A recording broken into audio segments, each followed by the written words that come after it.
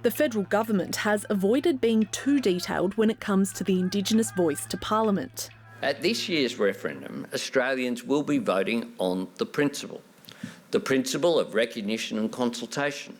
But there could soon be an example of how a voice could work. Legislation to create a state voice is currently before the South Australian Parliament, and the government is hoping the body will be up and running before the referendum. That could be a very good thing that hopefully elevates the prospects of success for the national referendum. This model is something that could potentially look towards a potential design or architecture or modelling for things down the track which might happen post the referendum.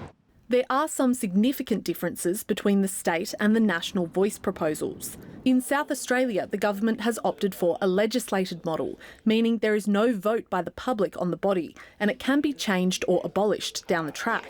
But what they both have in common is that neither body would have a veto power over Parliament, meaning advice it gives could be ignored. It will create a moment of difficulty for whoever that government is, whenever that may occur. Do you think that'll be your government?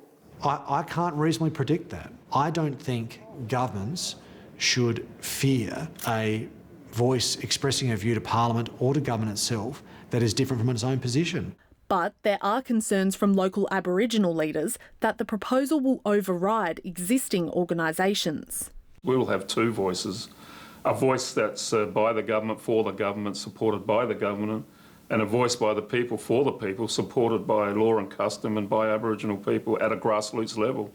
But he has a different opinion on the national proposal. We'd still support a national voice because I think it's really important to get that into the Constitution. A vote on a national voice is still a few months away, and the success of the South Australian body could play a key role in the campaign.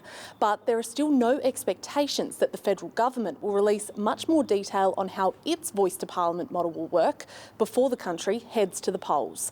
Dana Morse, ABC News, Canberra.